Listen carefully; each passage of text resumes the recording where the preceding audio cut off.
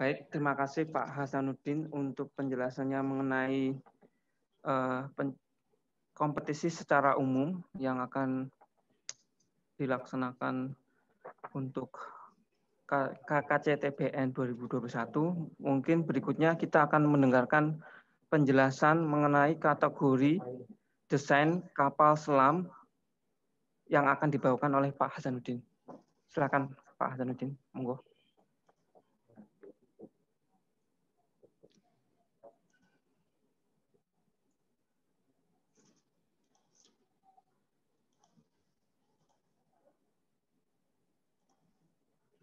Baik ya. Pada kali ini ya, saya akan menjelaskan secara desain kapal selam otonomus ya. Jadi ini kita lebih ke teknisnya, tadi penjelasan secara umum ya. Adapun outline presentasi saya nanti yaitu yang pertama adalah bagaimana proses desain kapal, kemudian adalah ada operational requirement, jadi untuk kapal selam ini bagaimana operasional yang kita berikan. Kemudian komponen-komponen desain, ya, komponen-komponen apa saja yang perlu dilakukan di dalam yang ada di dalam desain yang Anda buat. Kemudian adalah penilaian dalam mendesain kapal, apa saja yang dinilai di situ. Dalam proses desain, ya, apakah itu kapal permukaan atau kapal di bawah laut, ini semua mengadopsi sistem desain alami di perkapalan, yaitu desain spiral. Ini adalah proses desain spiral. Desain spiral ini yang mula adalah secara umum, kemudian lebih khusus, lebih detail, kemudian sehingga dihasilkan desain final. Kemudian di dalam desain, yang pertama adalah kita perlu melakukan penentuan owner requirement atau operational requirement. Jadi operasional dan operational requirement ini sangat penting. Ini nanti karena ini menjadi tujuan dari sebuah kapal itu dibangun. Ya, apakah itu nanti operasional requirement di mana dia berlayar, kemudian berapa kapasitasnya, kemudian apa persyaratan yang dibutuhkan. Ya, ini sangat ditentukan oleh owner requirement-nya. Kemudian yaitu ada analisa dan perhitungan teknis. Jadi perhitungan teknis ini kita menggunakan rule dan regulation sesuai dengan aturan kapal selam. Kemudian ada perhitungan analisa dan perhitungan ekonomis. Kalau kapal selam perhitungan ekonomisnya adalah perhitungan biaya pembangunan. Kemudian ada final design. Kalau kita lihat di sebelah kanan, ini yang pertama ada yaitu basic dimension, yaitu owner requirement, kemudian membuat basic dimension dan design ratio, kemudian ada pembuatan hull form, kemudian pembuatan GA, estimasi resistance, seakeeping, structure, wake, loading, engine power, ini adalah semua analisa teknis. Kemudian masuk juga yaitu analisa ekonomis. Ya. Di dalam analisa ini, ya, kemudian ada juga ini analisa yaitu yang terkait dengan keselamatan, stabilitas, rule, regulation, compliance, equipment, electric, mechanical. Ini semua diulang-ulang sehingga menghasilkan desain yang final, yang mempunyai karakter, yang memenuhi semua kriteria-kriteria yang dibutuhkan. Selanjutnya, dalam desain kapal selam ini ada operational requirement yang kita berikan. Yang pertama, ya, misi kapal selam otonomus ini menjaga di bawah permukaan air Indonesia. Jadi ini kapal ini menggantikan kapal Nanggala yang baru saja kecelakaan. Ya. Kemudian rute pelayaran seluruh perairan Indonesia. Kemudian ada desain layout-nya, ada desain layout ruang persenjataan, ruang kru, ruang informasi, ruang baterai, ruang teknisi, ruang mesin, ruang propulsi, dan sistem otonomusnya. Ya, kita pinginnya kita otonomus. Dan kita pinginnya antara nanti desain, kemudian ini nyambung dengan performa. Kemudian selanjutnya, ada pun komponen-komponen desain ya. Yang pertama adalah operational requirement. Ini sudah saya jelaskan tadi ya. Ada misi kapal, tipe spesifik. Jadi Anda mau mendesain dengan jangkauan kedalaman berapa. Kemudian jangkauan operasi dan ukuran utama kapal seperti apa. Kemudian ada yaitu general arrangement ya. Ini ada pembagian skat, kompartemen, tangki, ruang mesin, ruang persenjataan, ruang kontrol, ruang akomodasi, mesin induk, peralatan propulsi, peralatan dan perlengkapan. Kemudian ada desain lens plan seperti yang di sebelah kanan, ada potongan lambung memanjang, ada melintang, kemudian vertikal, horizontal, dan tipe lens plan yang kalian gunakan seperti apa.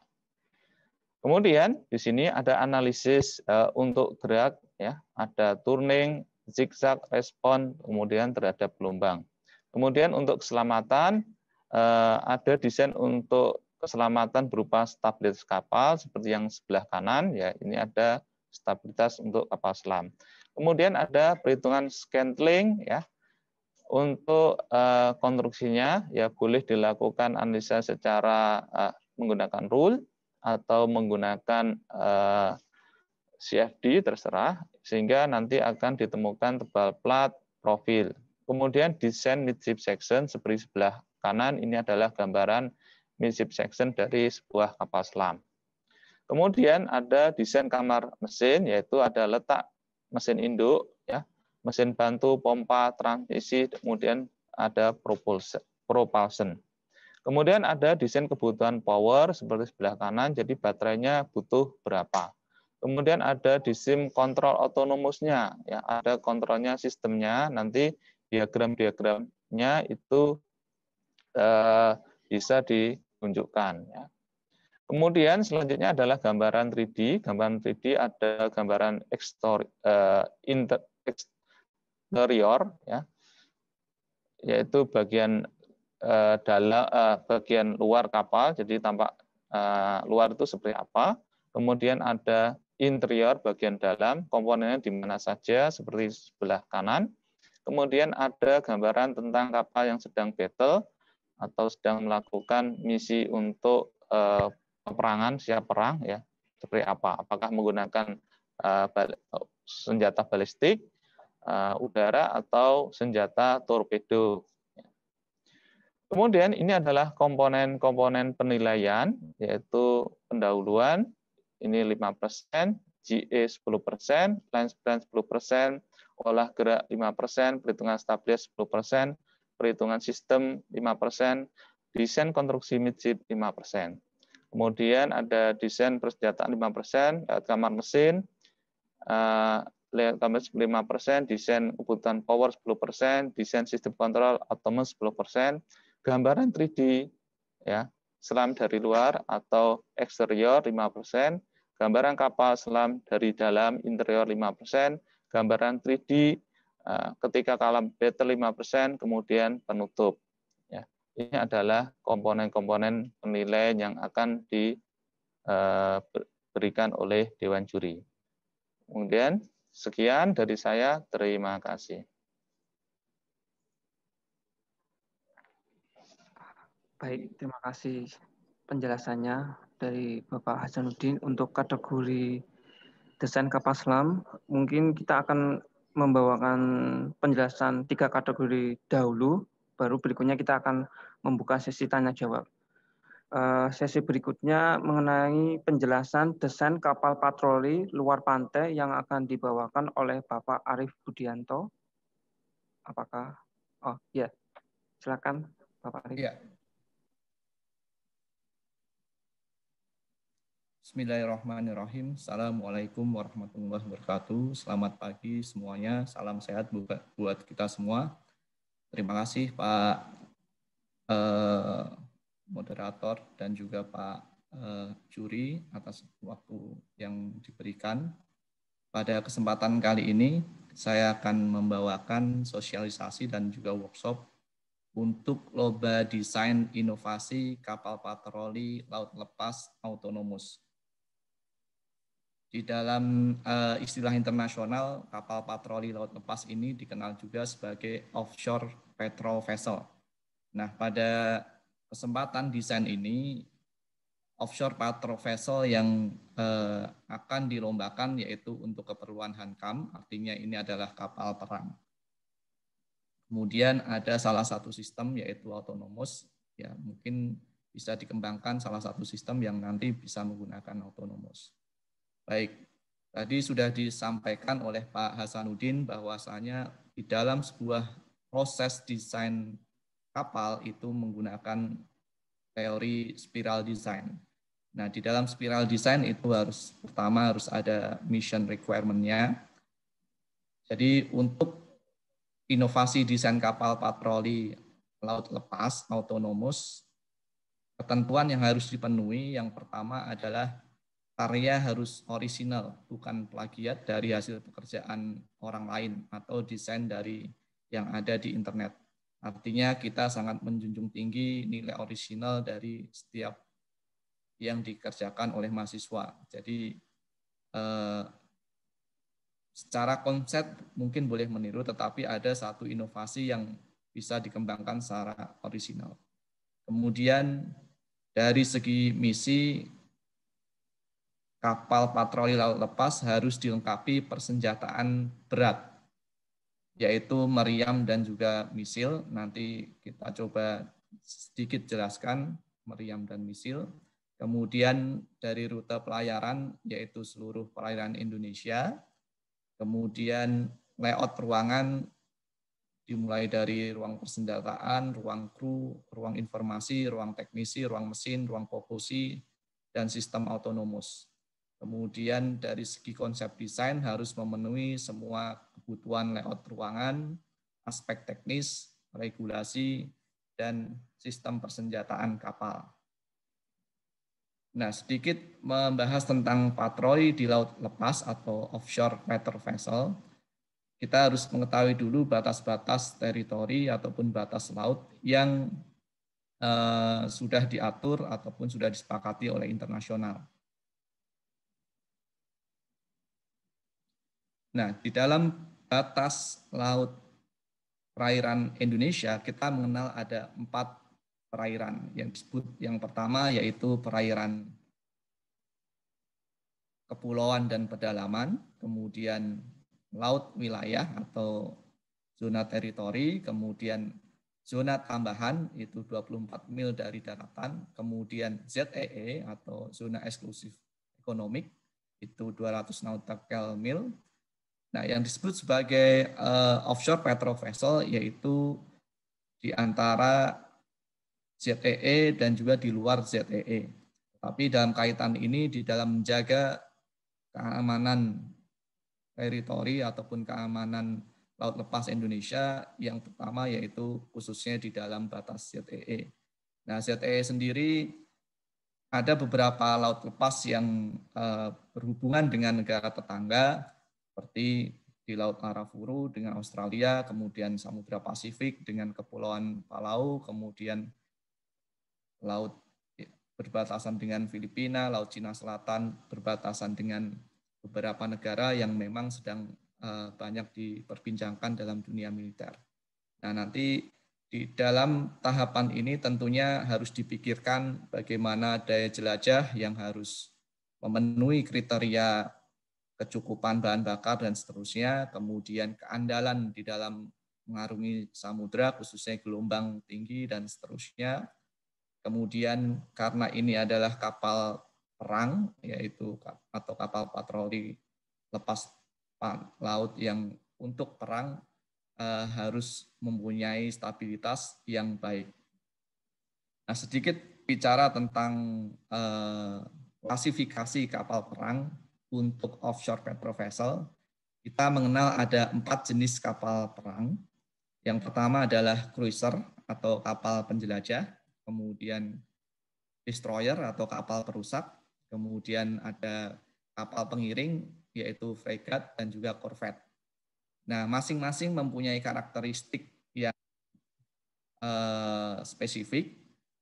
Jadi silakan nanti bagi yang ingin mendesain kapal laut lepas atau kapal patroli laut lepas bisa ditentukan apakah mau cruiser, destroyer, frigate, atau corvette, di mana masing-masing memiliki klasifikasi yang sedikit berbeda yang ditunjukkan oleh tabel berikut ini. Jadi dari segi tonase kita bisa lihat kapal penjelajah itu lebih besar, kemudian di bawahnya ada kapal perusak, kemudian di bawahnya ada kapal fregat, dan juga di bawahnya ada kapal korvet. Kemudian dari segi panjang, karena dari tonase itu lebih besar, maka menyesuaikan besarnya tonase tersebut. Nah, untuk persenjataan sendiri yang paling lengkap adalah kapal penjelajah, kemudian kapal perusak, kemudian kapal frigate dan korvet. Nah, dari segi persenjataan untuk kapal perang itu ada 4 tipe atau 4 klasifikasi persenjataan. Jadi ada yang disebut sebagai RNC target, artinya untuk target di atas permukaan dan di udara, biasanya itu bersifat gun atau tembakan, biasanya ditaruh di depan. Kemudian ada missile function. Missile function ini ada 2 jenis, surface to surface, biasanya adalah torpedo. Ada juga yang surface to air, artinya dari permukaan ke udara bebas, misalkan untuk menanggulangi pesawat gitu. Kemudian yang keempat yaitu anti-submarine warfare, biasanya ini adalah di bawah permukaan air. Jadi secara desain keempat jenis misil atau persenjataan ini yang akan dievaluasi terkait desain kapal patroli laut lepas. Nah, ini salah satu contoh yang mungkin ada di internet yang saya ambil.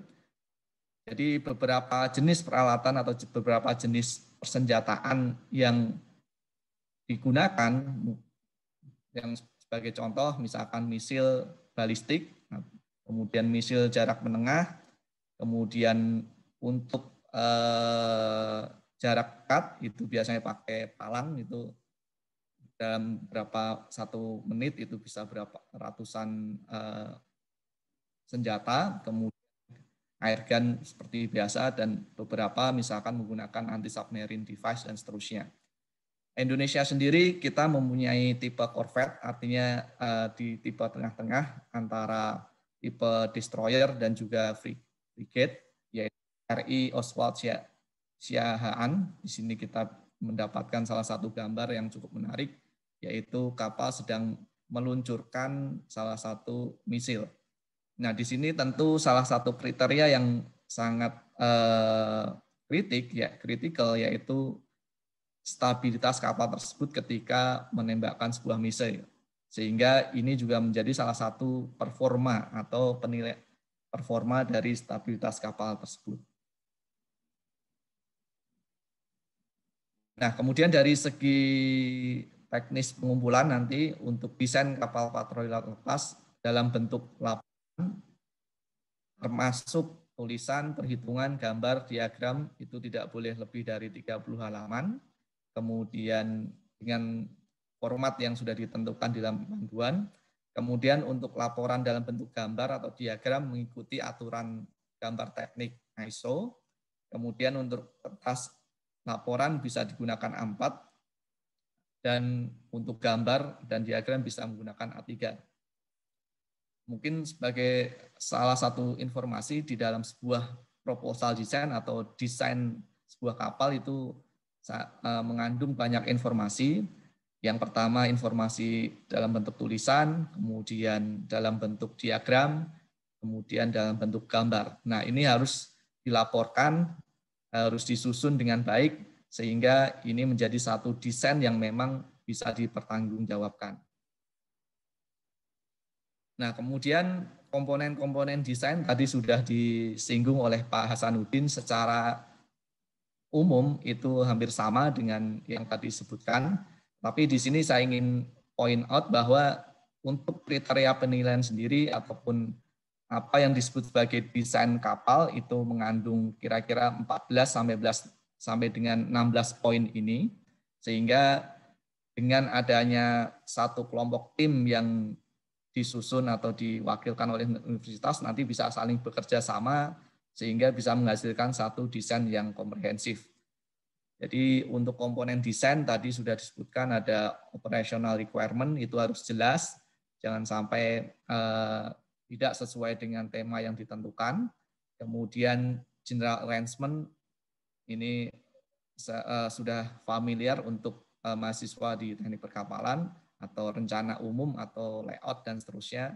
Kemudian lens plan juga harus mengikuti kaidah yang ada. Kemudian desain sistem manuver dan seakeeping ini harus ditonjolkan, harus ditunjukkan bahwa ini kapal perang yang memiliki persenjataan misil, bagaimana sistem manuvernya atau seakeepingnya itu juga harus dihitung. Kemudian stabilitas juga ini penting ketika mengejar lawan, kemudian manuver dan segala macam. Kemudian scantling ini khususnya untuk kekuatan struktur. Kemudian ada konstruksi, kemudian sistem persenjataan ini juga penting. Nanti silahkan ditentukan apakah posisi di tengah, di belakang, di depan untuk masing-masing senjata. Kemudian desain layout kamar mesin, kemudian kebutuhan power, kemudian sistem kontrol otonomus. Nah, karena di sini adalah kapal cepat tak berawak, maka harus ada satu sistem kontrol yang otonomus. Jadi mekanisme konsep otonominya sistem kendali atau sistem kendali persenjataan. Nah, ini harus dipikirkan. Mungkin tidak 100% otonomus, mungkin parsial otonomus. Nah, ini yang harus dieksplor oleh mahasiswa, inovasi apa yang bisa dikembangkan.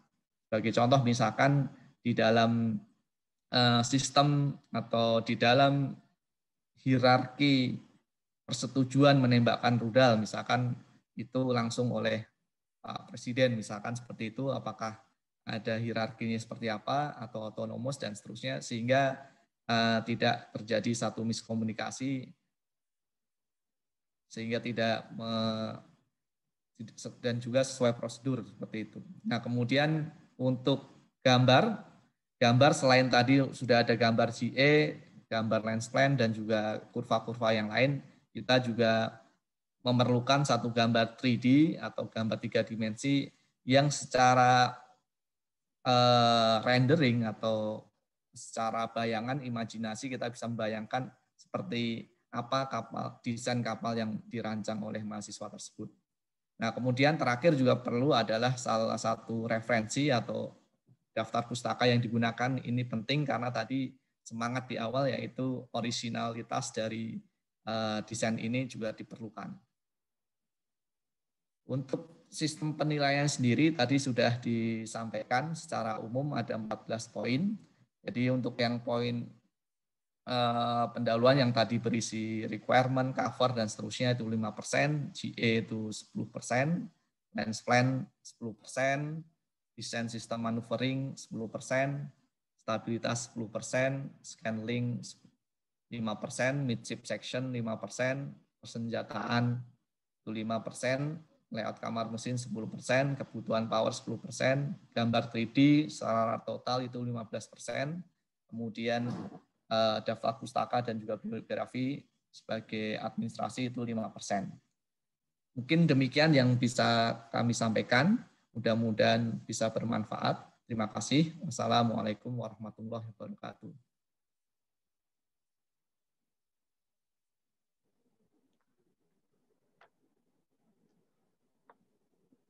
Ya. Terima kasih paparan materinya Bapak Arif Budianto untuk desain kapal patroli luar pantai. Berikutnya kita akan mendengarkan penjelasan desain kapal patroli pesisir yang dibawakan oleh Bapak Iputu Sindu. Ya, waktu dan tempat Bapak Putu, silakan.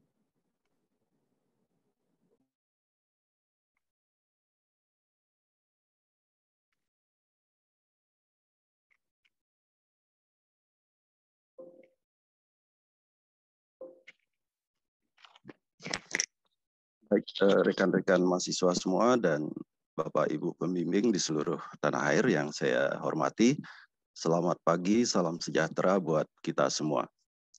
Tadi Pak Arif sudah menyampaikan untuk kategori lomba desain inovasi kapal patroli lepas pantai. Nah, untuk yang berikut ini adalah kapal patroli pantai. Artinya apa yang sudah disampaikan Pak Arif tadi sepanjang belum termasuk di dalam cakupan yang sudah dijelaskan secara detail tadi, baik itu masalah perairan, kemudian kapasitas, ukuran kapal, kemudian tentang persenjataannya juga, yang dalam hal ini dalam kapal patroli pantai ini adalah dilengkapi dengan persenjataan ringan begitu. Nah, semua yang di luar atau lebih kecil dari kategori yang sudah disampaikan oleh Pak Arif tadi itu masuk ke dalam kategori kapal patroli pantai atau coastal patrol vessels. Yang pertama adalah mengenai misi ya. Jadi misi dari kapal patroli pantai ini adalah melakukan patroli untuk penyelamatan dan pengamanan di daerah pantai dengan dilengkapi dengan senjata ringan. Jadi kata kuncinya adalah penyelamatan dan pengamanan. Apa yang diselamatkan, apa yang diamankan tentu saja berkaitan dengan fasilitas critical facility yang dimiliki oleh suatu daerah begitu. Tentu saja di daerah pelabuhan misalkan ada fasilitas dalam gambar ini kita lihat ada fasilitas terminal LNG atau fasilitas-fasilitas yang lainnya yang perlu diamankan dari berbagai serangan maupun kejadian-kejadian yang tidak diharapkan gitu. Selain itu juga untuk penyelamatan dalam hal ini juga bisa digunakan sebagai rescue maupun untuk meredam dan kalau terjadi suatu kecelakaan dan sebagainya. Jadi misinya ini adalah cukup luas saya kira, sehingga nanti pilihan dari desain yang akan dilakukan juga bisa beragam gitu. Jadi apapun nanti yang merupakan desain inovasi, misinya yang diharapkan adalah penyelamatan dan pengamanan di daerah pantai. Kemudian tadi juga sudah dijelaskan tentang daerah operasional, bahwa untuk kapal lepas pantai itu adalah daerah operasionalnya adalah daerah zona ekonomi eksklusif sampai dengan daerah tidak terbatas gitu ya. Nah, tentu saja untuk daerah pantai ini yang kita maksudkan adalah di bawah dari zona ekonomi eksklusif tadi, bisa saja laut teritorial maupun sampai ke zona tambahan gitu. Nah, ini nanti daerah operasionalnya tentu juga bergantung pada desain di mana yang akan diprioritaskan pada desain inovasi yang adik-adik ajukan. Yang jelas ada satu lagi batasan di bawah ini adalah rute pelayarannya adalah di seluruh perairan pantai Indonesia. Artinya adik-adik mahasiswa harus bisa mengidentifikasi bahwa kapal yang didesain itu nanti betul-betul bisa beroperasi di seluruh daerah pantai di Indonesia. Artinya apa? Data-data yang adik-adik pegang untuk desain itu harus dipastikan ya daerah mana yang mempunyai gelombang-gelombang yang tinggi walaupun masuk di daerah pantai gitu ya. Dan tentu saja sangat berkaitan dengan tinggi gelombang dan periode gelombang itu sendiri. Hal ini nanti akan berkaitan dengan salah satu kriteria yang dinilai yaitu seakeeping maupun manuveringnya. Kemudian mengenai layout, jadi hal-hal lain nanti yang dinilai adalah tentu diawali dari lines plan begitu, kemudian general arrangement yang memastikan bahwa di dalam kapal itu ada ruang persenjataan, ruang kru, ruang informasi, ruang teknisi maupun ruang mesin dan sistem propulsinya. Nah, sistem propulsinya juga di sini tidak ada batasan, ada kebebasan untuk memilih sistem propulsi apa yang akan digunakan dalam desain inovasi kapal patroli pantai ini. Kemudian batasan yang terakhir yang perlu dipenuhi adalah konsep desain. Jadi konsep desain ini cukup luas, mulai dari awal sampai akhir begitu. Jadi banyak analisis atau perhitungan yang harus adik-adik lakukan dengan batasan, nah ini batasannya maksimal 30 halaman. Saya kira ini juga bukan pekerjaan yang mudah gitu. Artinya dalam desain kapal ini ada berbagai aspek yang harus dipenuhi. Kemudian inovasi-inovasinya juga mencakup berbagai aspek itu, tetapi dibatasi maksimal 30 halaman gitu. Jadi ini cukup berat sehingga perlu dipersiapkan dengan baik. Mulai dari ukuran utama, kemudian lines plan, kemudian ada analisis untuk perhitungan daya untuk mencapai kecepatan yang diinginkan, begitu. Kemudian stabilitas, general arrangement, kemudian tidak kalah pentingnya juga nanti mengenai material dan sistem konstruksi yang harus memenuhi persyaratan untuk kapal cepat. Dan yang di sebelah kanan juga ada perhitungan seakeeping untuk memastikan bahwa kapal yang ada di desain itu betul-betul mampu beroperasi di daerah yang tinggi gelombang dan periode gelombang tertentu pada kecepatan tertentu. Itu juga harus diperhitungkan. Jadi adik-adik harus bisa meyakinkan juri bahwa desain adik-adik itu mampu beroperasi di daerah yang sudah ditentukan tadi, termasuk juga manuveringnya. Seperti dilihat di kapal, bagaimana kapal bisa menukik dengan tajam tanpa terjadinya sesuatu yang diinginkan, misalkan terjadi tubrukan dan sebagainya, itu juga akan kami nilai. Saya kira itu adalah komponen-komponen utama yang harus dipenuhi dalam desain inovasi kapal patroli pantai ini. Untuk yang berikutnya, ketentuan isi proposal ini sudah 2 kali disampaikan, isinya sama gitu ya. Ada 14 poin yang dijadikan nanti sebagai dasar untuk penilaian.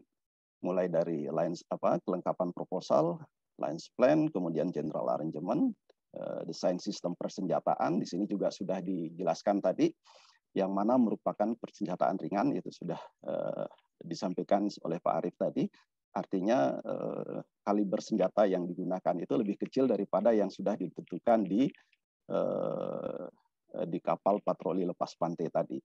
Kemudian kamar mesin, kebutuhan power, scantling ya, perhitungan untuk ketebalan plat dan profil begitu. Kemudian juga harus menentukan sistem konstruksinya, jadi ada gambar midship section, kemudian stabilitas, olah gerak, di sini ada maneuvering, seakeeping, sangat banyak analisis yang adik-adik perlu lakukan dan persiapkan sehingga membutuhkan tim yang kalau nggak salah ditentukan maksimal 5 tadi ya. Dan dari berbagai aspek analisis itu harus dirangkum dalam laporan yang maksimal 30 halaman, saya kira gitu.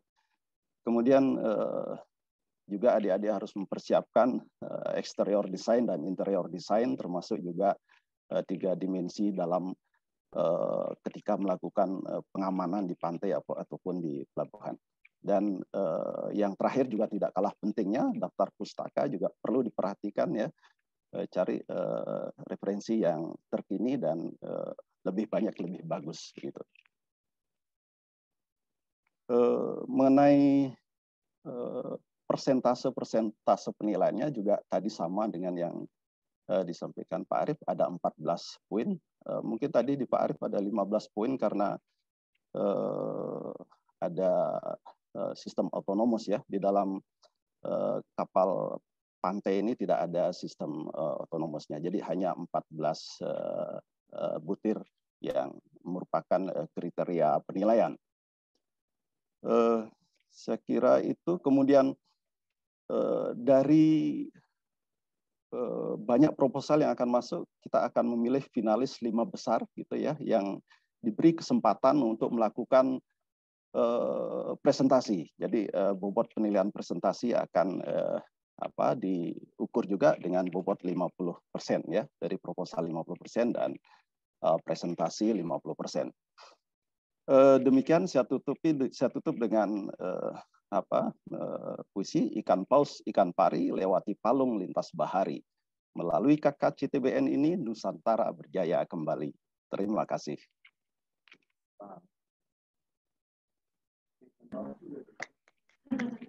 Ya, terima kasih atas paparannya dari Bapak Putu Sindhuasmara.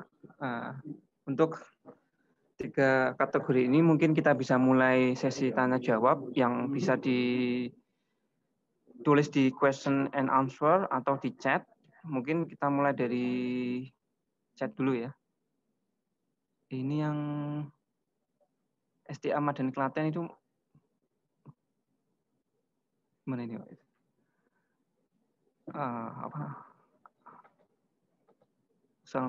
Terkait kegiatan pusat ini apakah ada keterkaitan? Ya, jadi link akan di-share di YouTube-nya Puskesmas. Jadi ya bagi yang ingin melihat secara keseluruhan dari awal hingga akhir akan bisa ini ya melihat YouTube-nya Puskesmas. Kemudian kalau pedoman ya bisa diunduh di website Puskesmas. Kemudian ini apa lagi ya, maaf.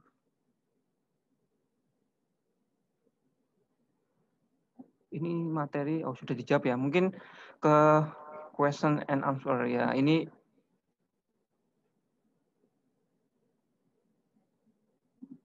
ini kok nggak kelihatan ya. Dari pertanyaan Pak Adi. Dari Adi Widi untuk Bapak Hasanuddin, Pak. Ini nggak kelihatan ya? Kenapa ya? Hah?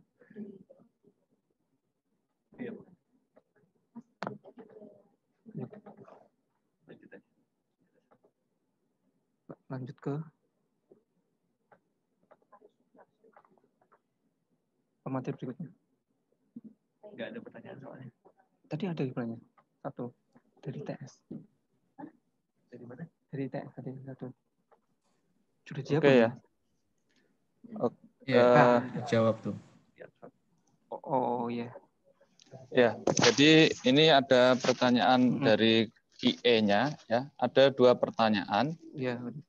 Jadi Robert Luki dari ITS ada 2 pertanyaan. Yang pertama adalah apakah kapal selam yang didesain merupakan kapal selam permukaan atau dalam arti periscope hatch dari kapal masih muncul di permukaan air, atau kapal selam harus memiliki kemampuan menyelam secara utuh.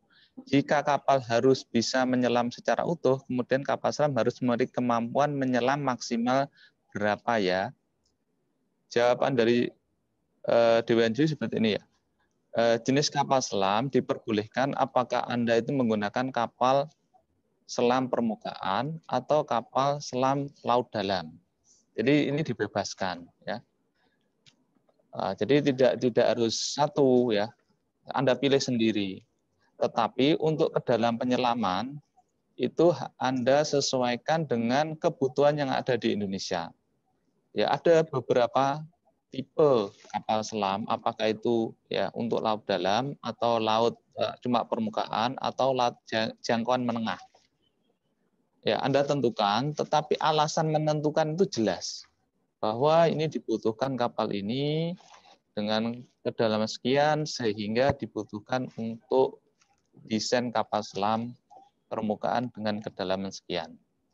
Yang kedua, yaitu apakah desain kapal selam harus fully autonomous atau autonomous sebagian hibrid dengan masih membawa sejumlah awak seperti kapal patrol laut lepas ya. Untuk ini ya sudah saya jawab, yaitu sistem pengawakan boleh fully autonomous atau hibrid membawa awak di dalamnya. Ya. Ini kita bebaskan juga. Jadi yang penting ini Anda mendesain sebuah kapal selam sesuai dengan kebutuhan yang ada di Indonesia. Ya.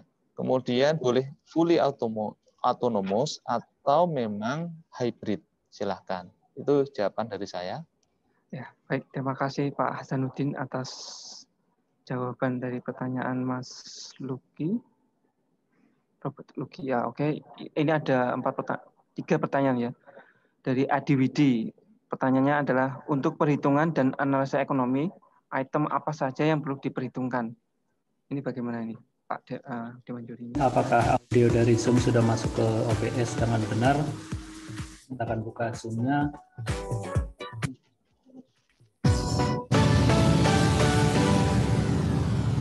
Di bagian mana ini, Pak? Oke ya. Untuk ekonomis ya, Anda bisa hitung. Yang pertama adalah konstruksi, kemudian ada sistem, kemudian ada permesinan. Jadi yang dihitung di sini adalah biaya pembangunan kapal, bukan biaya operasional kapal. Karena ini adalah kapal militer, jadi yang dihitung yaitu biaya ekonomi untuk pembangunan atau investasi.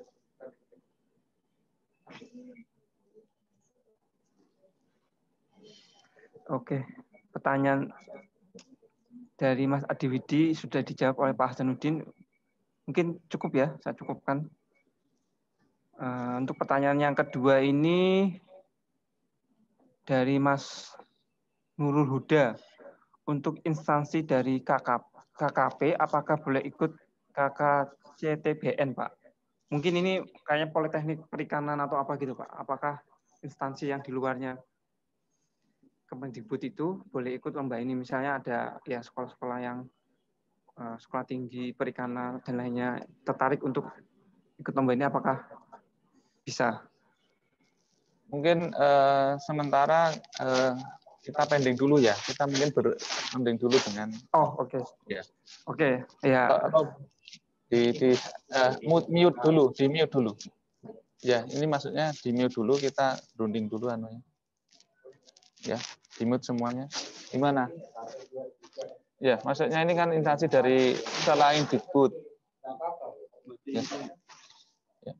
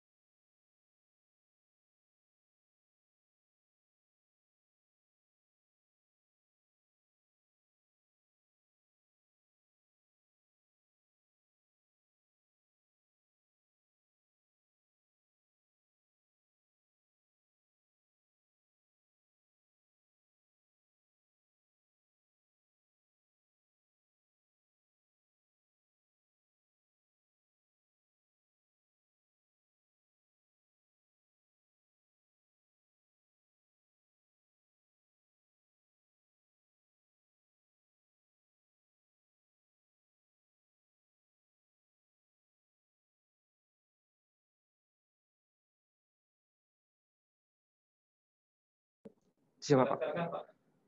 Ya, jadi setelah kita berdiskusi dengan Dewan Juri bahwa peserta yang boleh mengikuti perlombaan ini harus dalam instansi Kemendikbud. Jadi mohon maaf ini untuk instansi dari KKP belum dapat mengikuti lomba di KCTBN 2021. Mungkin kita akan jadikan masukan. Oke, terus pertanyaan yang ini ternyata ini Pak, konfirmasi aja. Saya Bagas dari Politeknik Kelautan Perikanan Sorong yang tadi, Pak. Jadi hanya itu pertanyaannya. Ada lagi yang ingin ditanyakan? Mungkin bisa langsung ditanyakan.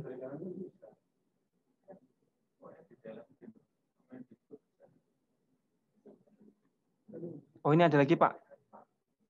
Assalamualaikum, selamat pagi. Saya Nabil dari Poliwangi, Politeknik Banyuwangi mungkin ya. Izin bertanya pada Dewan Juri, untuk dokumen manuver kira-kira cukup untuk simulasi saja atau perhitungan detail? Sekian, terima kasih. Monggo silakan Pak Putu atau Pak Putu Sindu, boleh dua-duanya. Serang. Baik, saya coba menjawab untuk masalah maneuvering.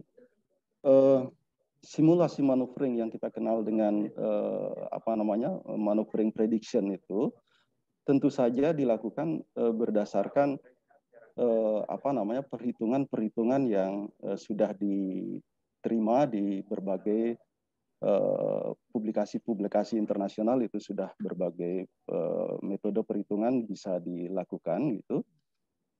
Cuma mungkin ada asumsi-asumsi yang perlu dibuat supaya perhitungannya tidak terlalu membutuhkan waktu. Saya kira itu adalah jawaban dari saya. Artinya simulasi itu memang didasari atas perhitungan gitu. Ya, saya nambahkan ya. Jadi kalian boleh menampilkan simulasi, grafik ya, tapi ingat ya, kalian hanya punya laporan itu 30 halaman. Jadi kalau itu sama kamu ambilkan semua, ya nggak cukup. Maka nanti itu Anda harus ngatur apakah saya menampilkan grafik, menampilkan perhitungan, menampilkan tabel ya. Itu dengan keterbatasan lembar halaman tadi, Anda harus menyusunnya dengan sebaik mungkin. Ini perlu, ini tidak, atau ya seperti itu. Ya, mungkin baik.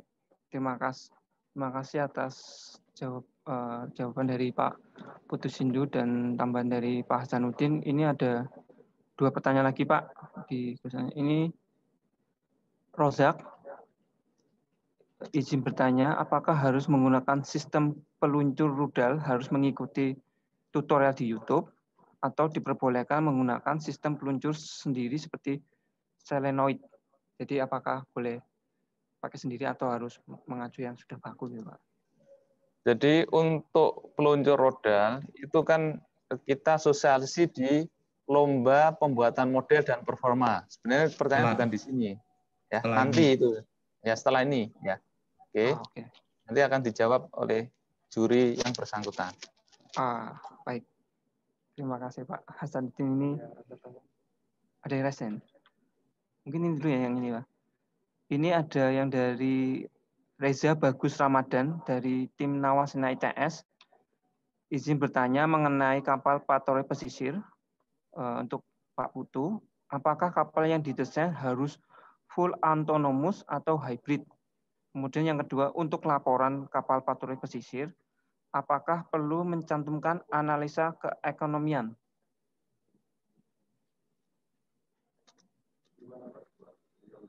Ya, monggo Pak Putu. Baik, berdasarkan panduan yang sudah kita rilis, di situ tidak ada ketentuan mengenai autonomous pada kapal pantai, kapal patroli pantai begitu. Kemudian mengenai keekonomian juga tidak ada dari 14 kriteria sebagai penilaian tadi juga tidak ada di dalam panduan yang kita buat. Jadi tidak ada kriteria autonomous dan tidak ada kriteria keekonomian. Begitu. Terima kasih. Baik, terima kasih Pak Putu atas penjelasannya. Jadi ini yang resen.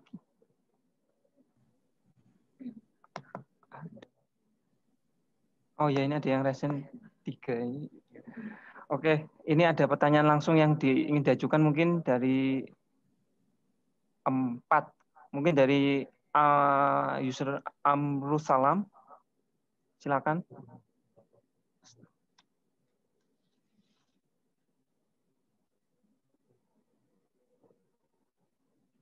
Tes.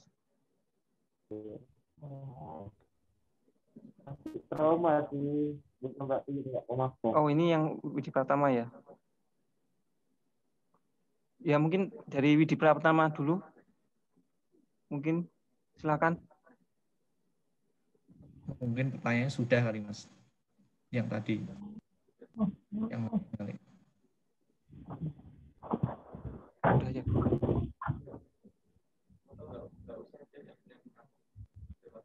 Langsung.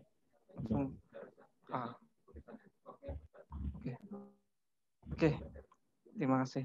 Jadi dikarenakan keterbatasan waktu yang kita miliki, maka kita hanya menjawab pertanyaan dari kolom question and answer ya. Jadi mohon mengajukan pertanyaan lewat kolom question and answer.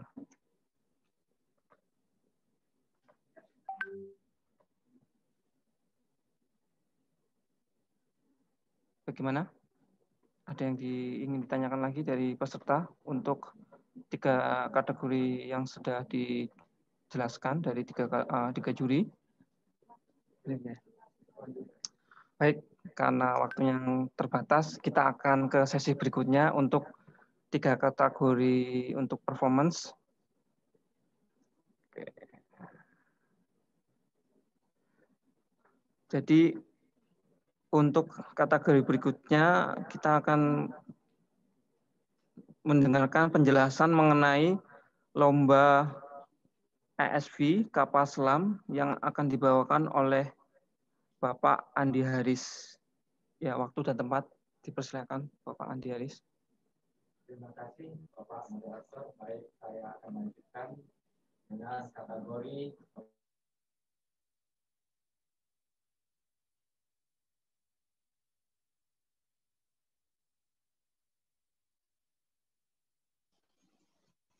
Baik, Bapak Moderator, saya lanjutkan dengan materi selanjutnya tentang performance kapal selam, permukaan, kendali otomatis, autonomous, surface submarine vehicle.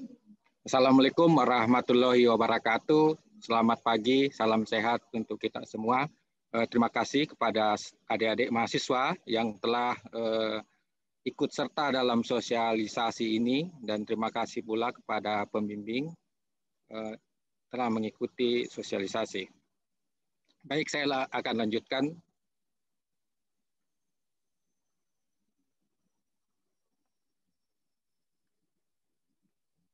Pengenalan, kita ketahui kontes kapal cepat tak berawak adalah suatu kontes yang bertujuan untuk meningkatkan kreativitas dan inovasi mahasiswa dalam rekayasa badan kapal, sistem penggerak, propeller, dan motor utama, serta sistem kendali kapal berupa radar yang dipergunakan, sehingga kapal mampu menjalankan misi kontes sebagaimana lintasan yang diberikan. Untuk tahun ini, selain lomba desain inovasi kapal militer, juga akan dilakukan lomba pembuatan performa prototipe kapal militer, yaitu salah satunya itu adalah Autonomous Surface Submarine Vehicle. Selanjutnya, pelaksanaan lomba ini telah menjelang yang ke-8 kali. Jadi tahun 2000 akan dilaksanakan di tahun 2001. Baik, saya selanjutkan sedikit tentang teori prosedur daripada desain sebagaimana yang telah disampaikan oleh. Senang sekali pada pagi hari ini berjumpa kembali dengan Pusat Prestasi Nasional dalam rangka kegiatan sosialisasi Kontes Robot Indonesia tahun 2021. Pertama-tama marilah kita senantiasa memanjatkan puja dan puji syukur kehadiran Tuhan Yang Maha Esa Allah SWT karena berkat dan rahmat beliau sehingga kita senantiasa dalam keadaan sehat dan tentunya pagi ini kita dapat mengikuti kegiatan. Ya baik, saya lanjutkan. Mohon maaf sedikit terganggu. Jadi sedikit tentang prosedur desain surface submarine vehicle menggunakan metode piramid sama yang disampaikan dengan Pak Hasanuddin terkait dengan desain spiral. Kalau di sini kita lihat tentunya dalam pendesainan kapal selam permukaan ini, yang pertama kita harus mengadopsi aturan-aturan tentang kapal selam, kemudian ada sedikit tentang recruitment operasional daripada kapal, kemudian konsep daripada kapal selam itu sendiri terdiri daripada ukuran kapal yang desain, kemudian berapa biayanya, kemudian pemuatan, serta performance daripada kapal selam itu sendiri. Kemudian ada yang namanya studi feasibility daripada material yang digunakan oleh kapal selam, kemudian desain untuk pembangunan kapal selam itu sendiri berupa detail sistem kapal selam, kemudian arrangement desain daripada kapal selam, serta spesifikasi. Setelah itu terkait dengan produksi daripada desain yang dimaksud. Saya lanjutkan sedikit lagi sehubungan dengan perbedaan antara kapal permukaan dan surface submarine vehicle seperti pada gambar. Jadi untuk tahun ini perlombaan kapal selam terbatas pada kapal selam tipe surface submarine vehicle atau kapal selam permukaan. Jadi kapal tidak serta tenggelam secara keseluruhan daripada badan kapal. Jadi kita lihat seperti gambar B di sini. Jadi kapal yang didesain itu seperti ini. Jadi kapal tidak sepenuhnya tenggelam dari permukaan. Selanjutnya adalah komponen surface submarine vehicle. Kita lihat seperti ini, terdiri daripada bagian lambung yang utama, kemudian ada yang namanya sail atau ruang pantau daripada kapal selam, kemudian ada kemudi atas, kemudi bawah, bahkan kemudi ini banyak tipe-tipenya, nanti kita akan sampaikan. Selanjutnya ada yang dinamakan propulsor atau penggerak daripada kapal selam ini. Jadi kapal selam ini terdiri dari 4 komponen utama. Saya ulangi, yang pertama adalah lambung, yang kedua adalah sail atau ruang duga, kemudian ada kemudi, serta propulsi atau penggerak daripada kapal selam itu sendiri. Selanjutnya standar submarine geometri untuk kapal selam mungkin bisa dijadikan pembanding ukuran utama kapal yang akan didesain. Jadi ini dari buku salah satu referensi Martin Rensen 2015 tentang perbandingan dimensi yang berbasis pada diameter badan kapal selam. Jadi di sini nanti bisa diterapkan. Jadi ada desain untuk sail tadi itu 1,5D dengan tinggi 6/7D. Selanjutnya desain untuk posisi daripada radar, kemudian posisi daripada baling-baling, kemudian posisi daripada haluan kapal selam dan buritan kapal selam. Tertera di sini adalah perbandingan 3D. Semoga dalam pendesainan nanti adik-adik bisa melihat aturan-aturan yang sesuai atau referensi-referensi yang sesuai yang telah digunakan oleh banyak peneliti ataupun pembuat kapal selam tentunya. Nah, di sini juga kami tampilkan tentang volume air pada kapal selam permukaan dan kapal selam yang secara utuh. Jadi ada beberapa tempat atau istilahnya itu main ballast tank yang kosong kalau misalnya kapal selam tersebut dioperasikan dalam kondisi permukaan. Gitu. Selanjutnya bentuk propeller dan radar konfigurasi yang umum atau yang sudah ada pada kapal selam. Jadi perlu kami sampaikan karena kapal selam pada tahun ini adalah salah satu inovasi terbaru dalam lomba ini. Jadi ini terdiri daripada propeller dan radar.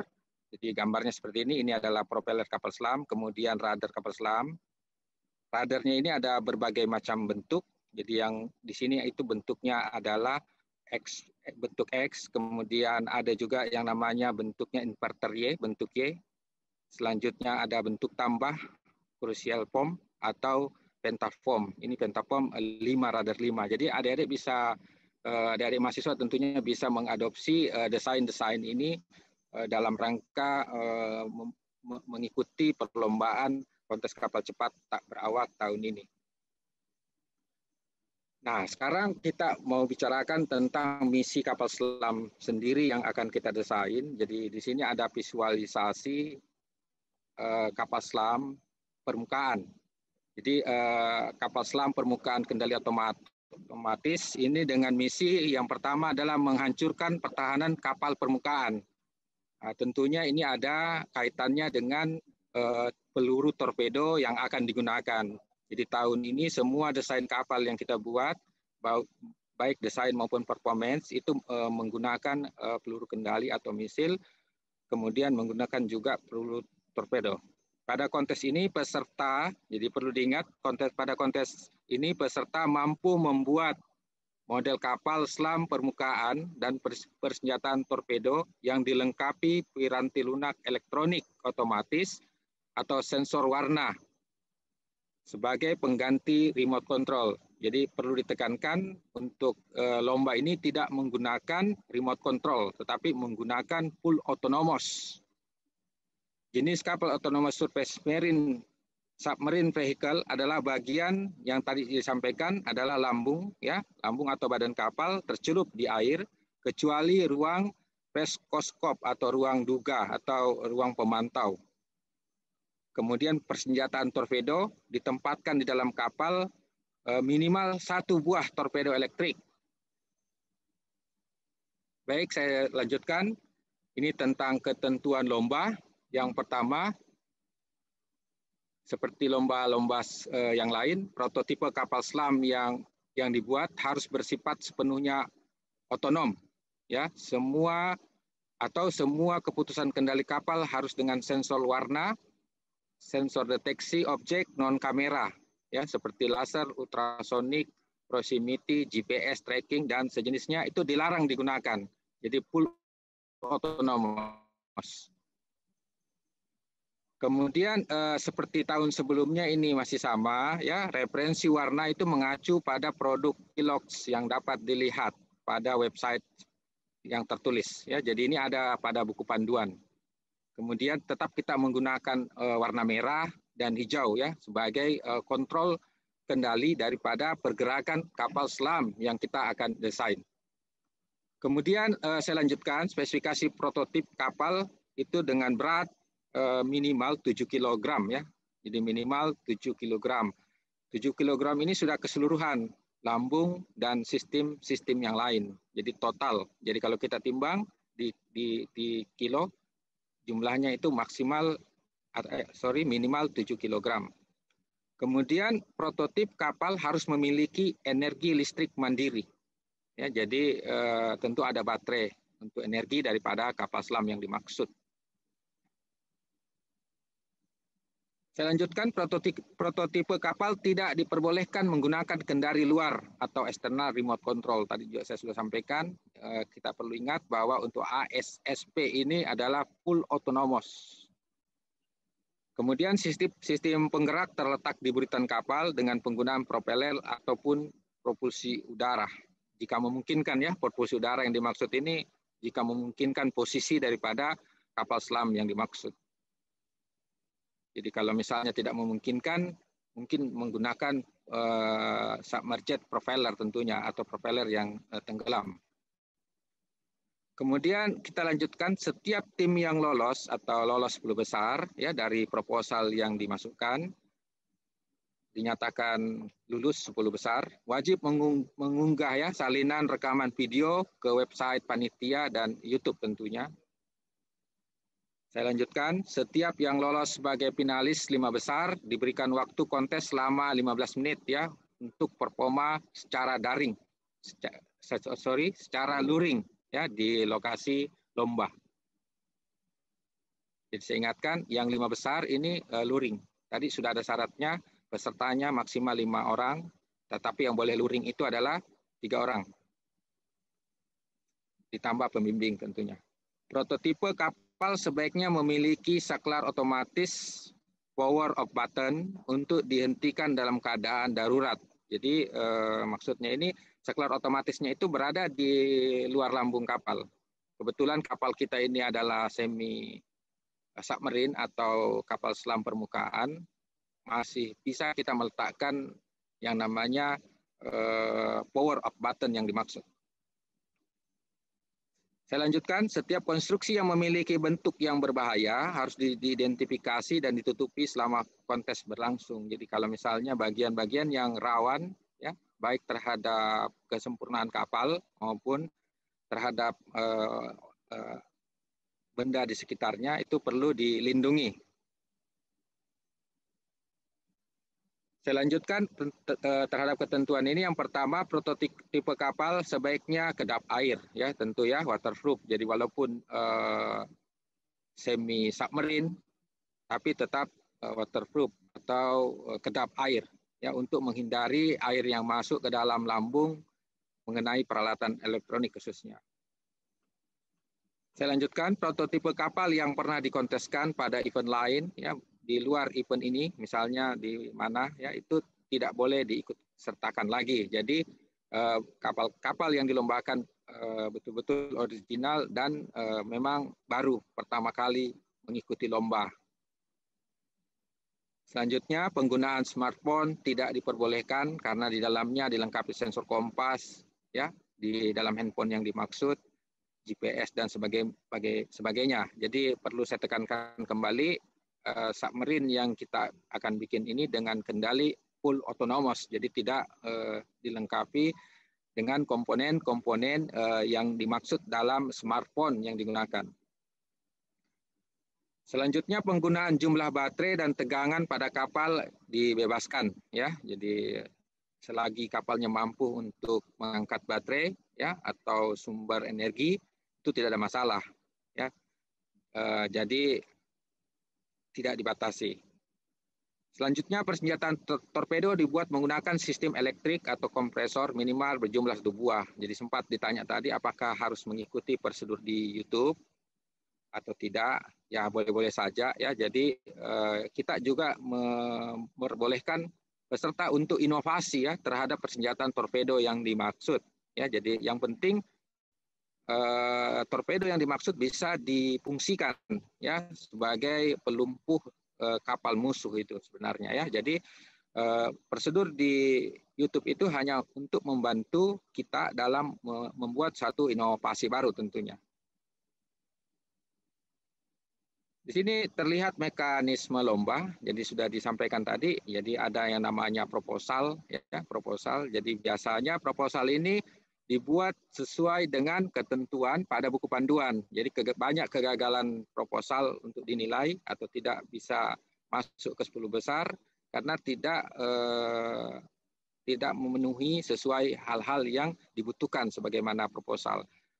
Di proposal itu akan dievaluasi sebanyak, ya, 10 tim peserta terbaik dari sekian proposal yang masuk.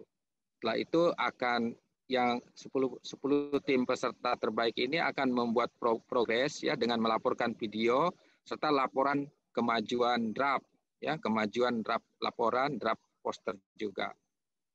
Kemudian dari 10 ini akan diseleksi lagi, ya, pada tahap berikutnya akan diseleksi hanya 5 tim peserta terbaik, ya. Jadi 5 terbaik inilah peserta finalis yang ikut secara luring tentunya atau ikut lomba di lokasi perlombaan.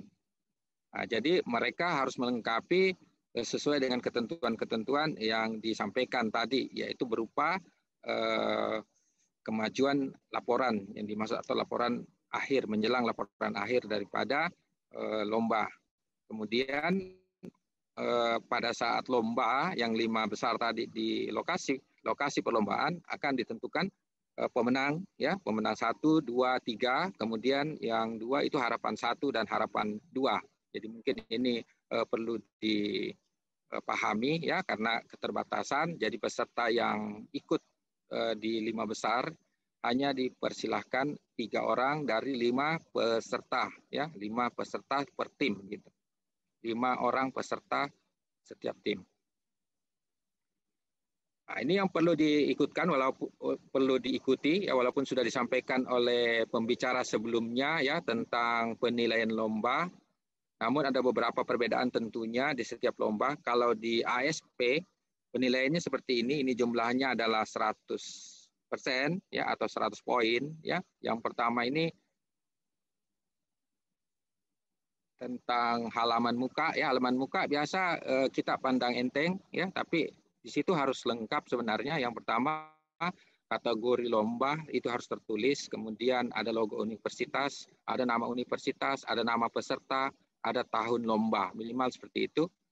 Jadi kalau misalnya ada semua itu nilainya akan maksimum 5, ya. Kemudian ada lembar pengesahan. Nah, jadi ini lembar pengesahan ini harus dilengkapi dengan lembar persetujuan daripada pimpinan universitas tentunya.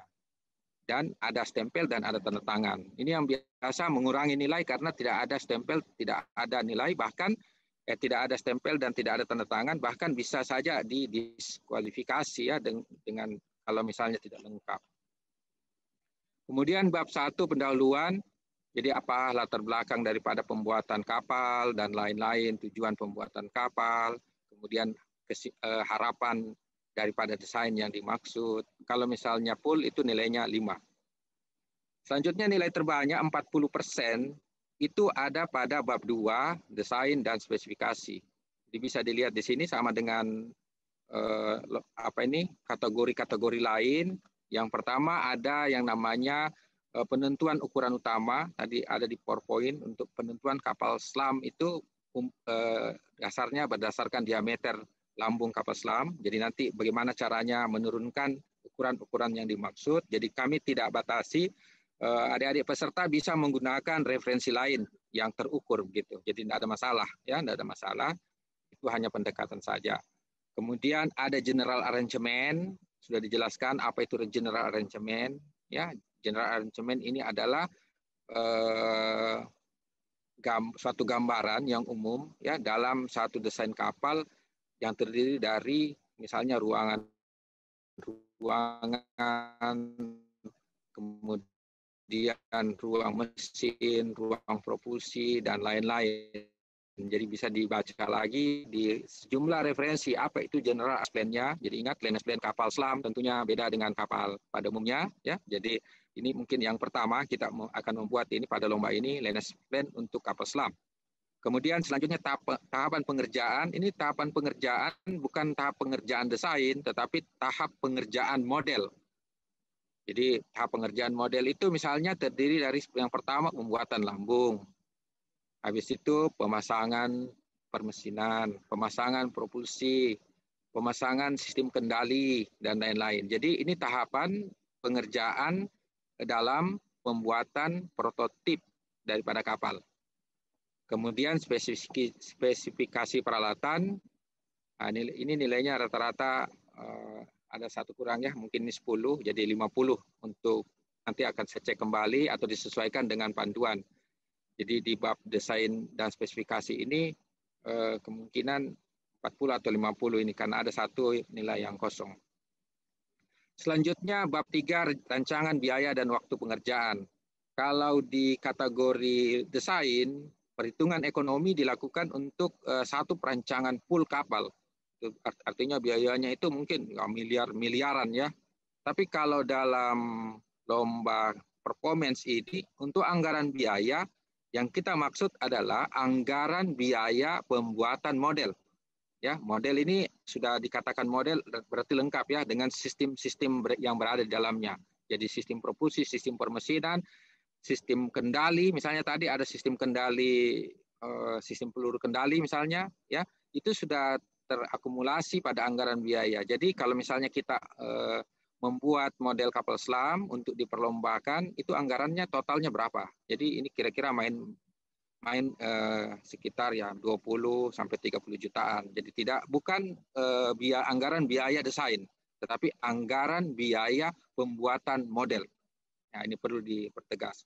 Kemudian jadwalnya bagaimana dalam rangka pembuatan model yang dimaksud.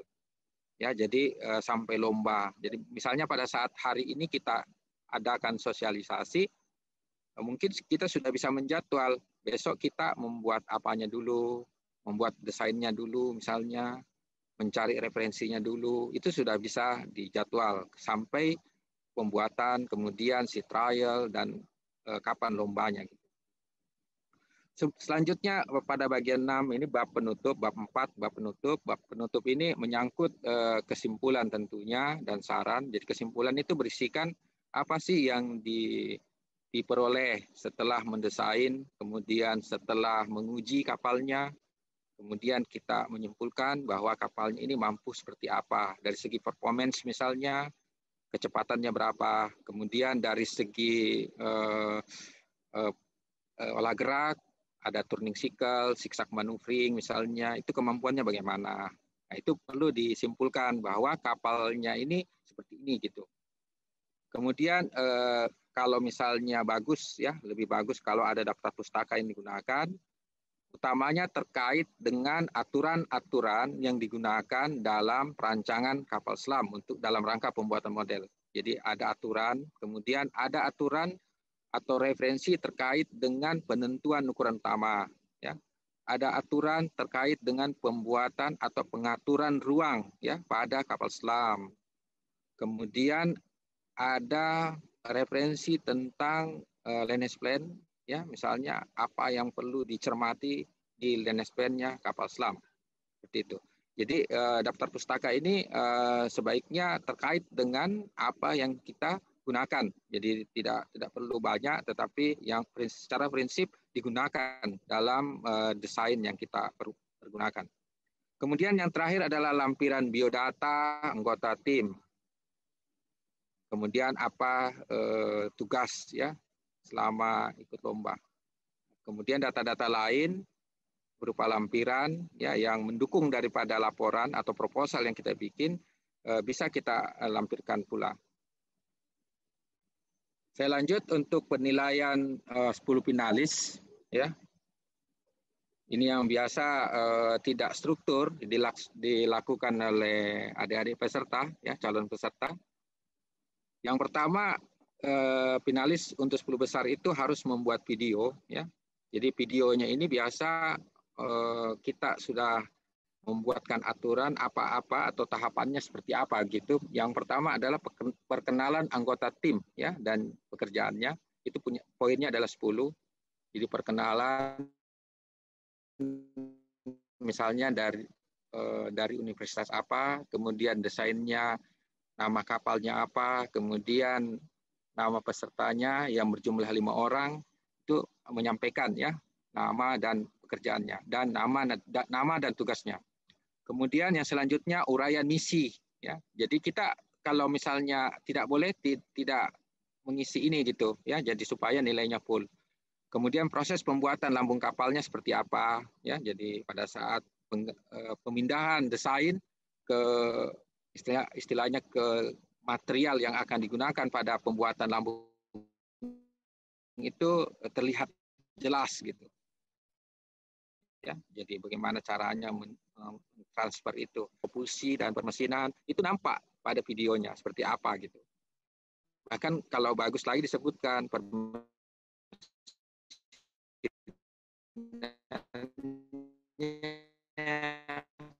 yang bagaimana kemudiannya menggunakan berat ya, ini berat tadi 7 kilo ya, itu termasuk sebaiknya tidak melampaui 7 kilo ya, karena 7 kilo itu bisa dikata minimum, bisa juga dikata maksimum ya, karena berat sekali ya kalau 7 kilo. Jadi mungkin sekarang lebih ringan dari itu lebih baik sebenarnya. Tetapi nanti ini 7 kilo yang dimaksud ini ada hubungannya dengan ukuran panjang.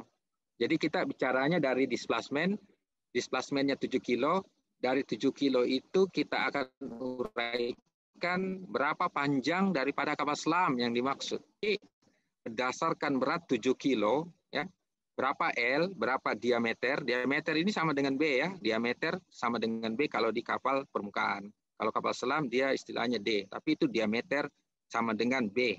Dan tingginya juga kalau tinggi dia masuk ada syarat sampai di surface tadi, kemudian ada juga yang selebihnya itu dianggap freeboard misalnya, kemudian freeboardnya itu kita kembali lagi sedikit ya ke kapal selam tadi. Ini penting sekali terkait dengan B tadi ya, ini seperti ini. Bisa dilihat untuk yang kapal permukaan.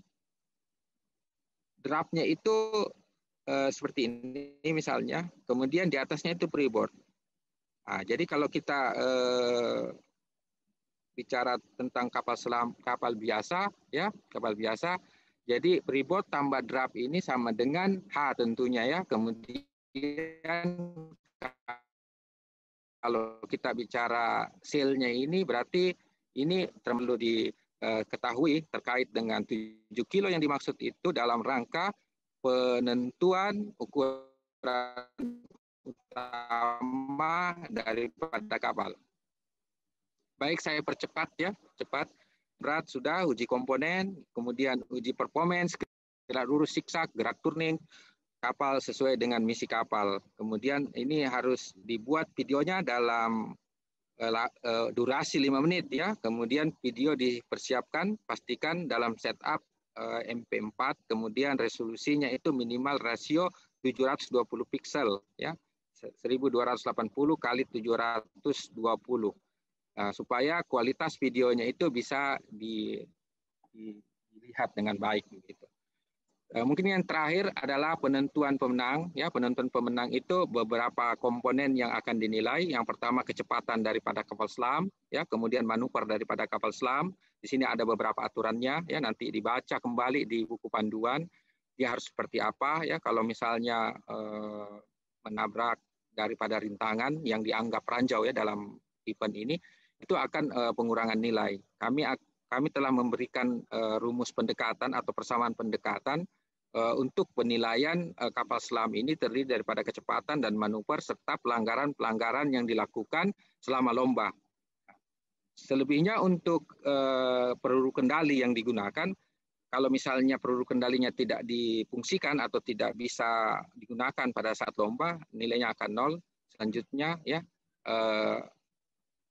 kalau kena sasaran nilainya maksimal 100, dan kalau tidak kena sasaran hanya separuh atau 50% daripada penilaian. Jadi itu nanti akan secara jelas telah disampaikan di buku panduan. Nah, ini ilustrasi perlombaan, ya, jadi beda dengan tahun sebelumnya, ya, sangat beda. Saya lanjutkan. Kemudian ada diskualifikasi dan penat lomba. Itunya. Kemudian ini adalah ilustrasi lintasan ASP tahun lalu. Jadi mungkin tahun ini akan berbeda, ya. Jadi ini sifatnya tentatif tergantung lokasi yang akan digunakan dalam lomba kali ini. Saya kira itu yang bisa disampaikan. Sekian dan terima kasih. Assalamualaikum warahmatullahi wabarakatuh. Waalaikumsalam warahmatullahi wabarakatuh.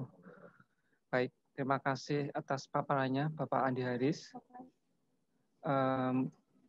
Materi berikutnya akan dibawakan oleh Bapak Hartono Yudo mengenai penjelasan lomba IRC patroli lepas pantai. Waktu dan tempat dipersilakan Bapak Hartono. Baik, terima kasih. Assalamualaikum warahmatullahi wabarakatuh. Suara saya jelas ya Pak ya?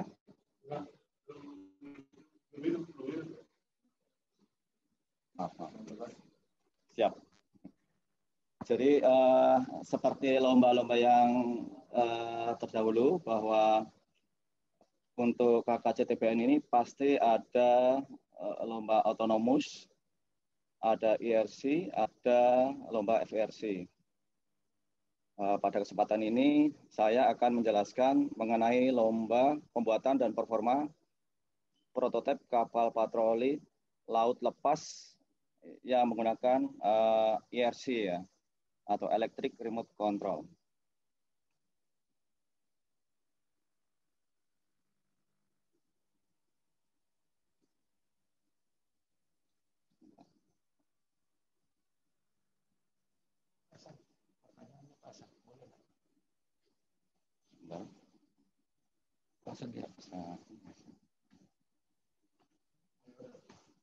Oke.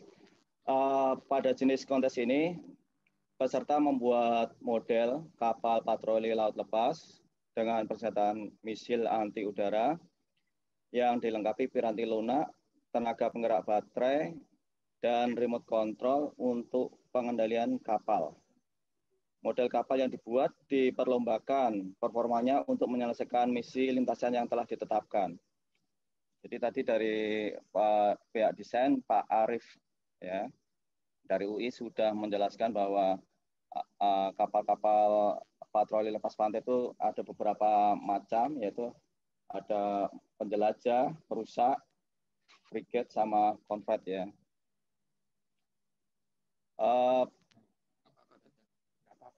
Untuk pembuatan badan kapal dan perlengkapan model kapal IRC mengikuti ketentuan sebagai berikut, yaitu secara garis besar, kapal IRC terdiri dari lambung, bangunan, atas, sistem propulsi, ini yang terdiri dari baterai, PCB, motor listrik, dan mesin kemudi, dan remote control sebagai dengan frekuensi 2,4 GHz multi-channel, ya.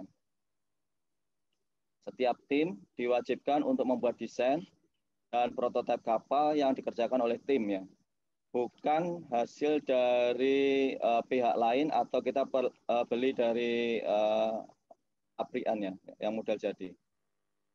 Spesifikasi prototipe kapal yang ditentukan minimal mempunyai berat displacement atau berat sebesar 5 kg.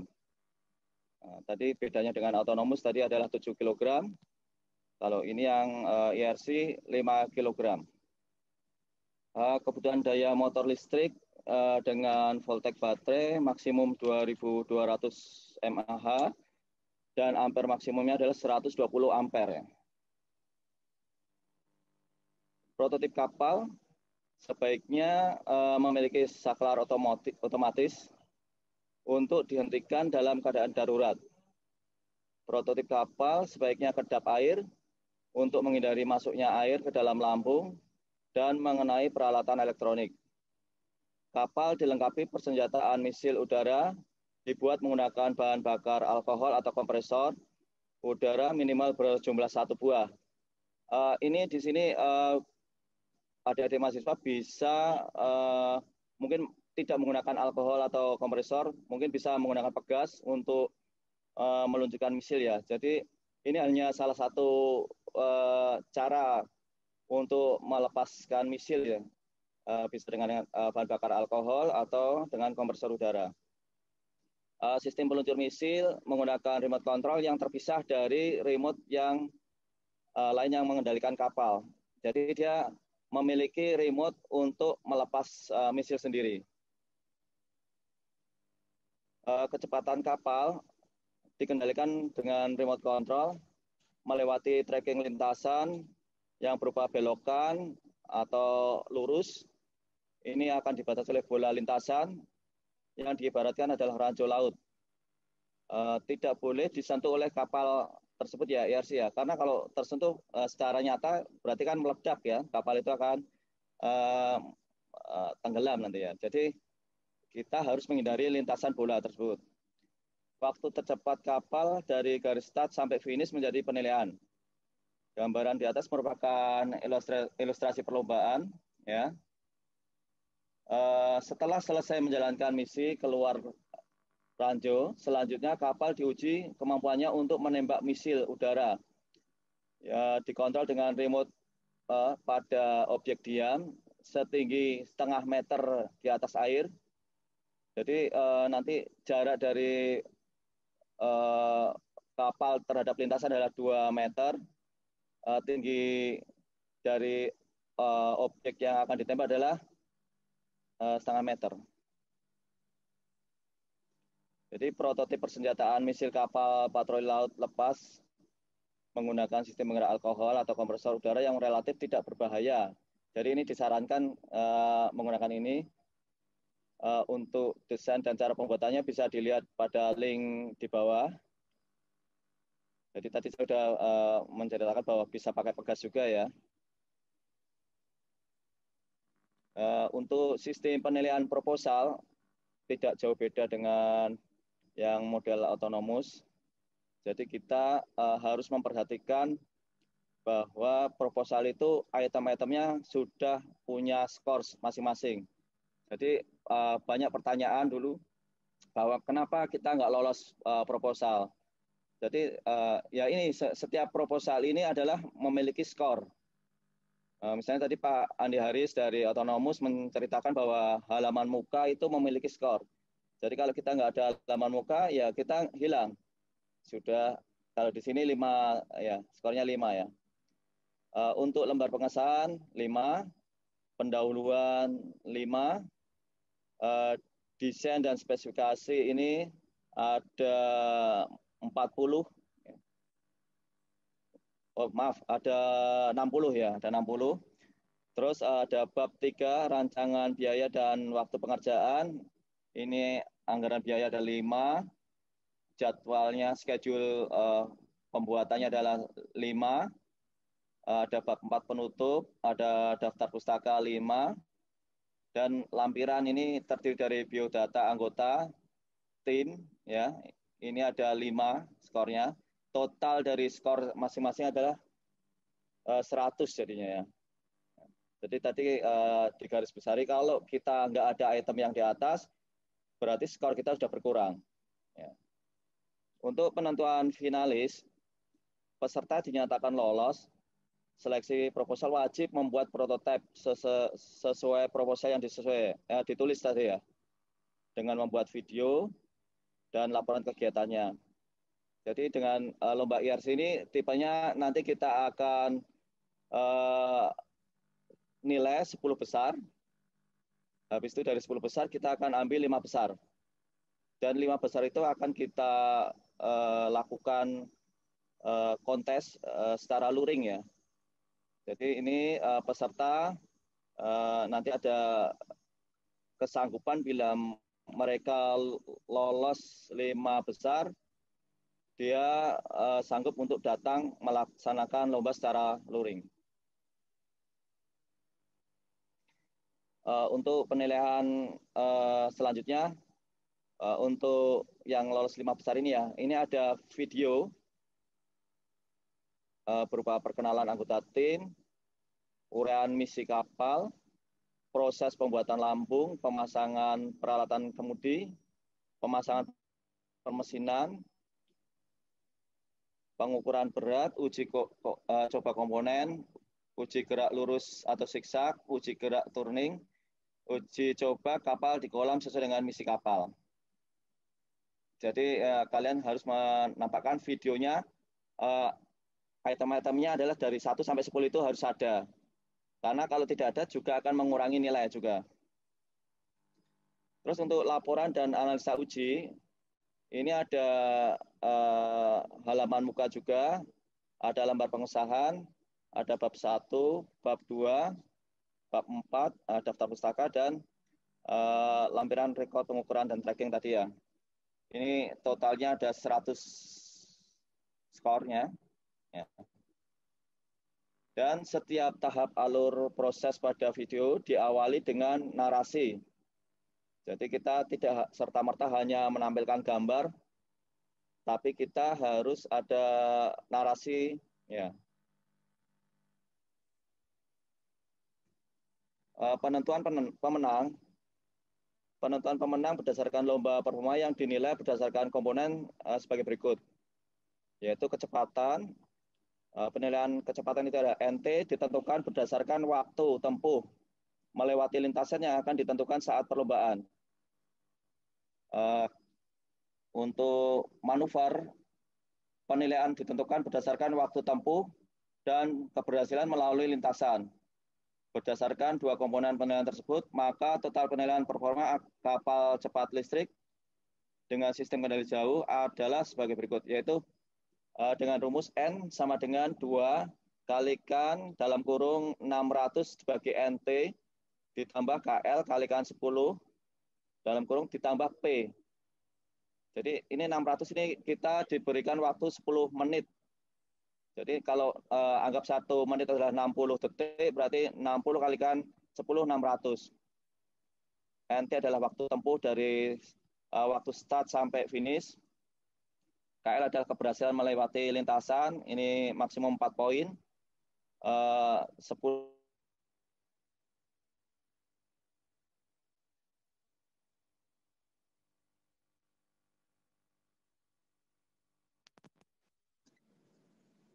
Pak.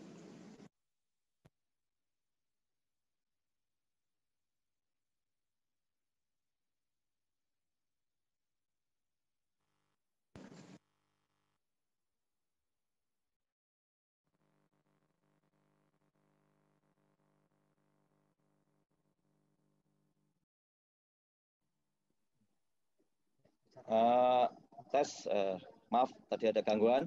Jadi P adalah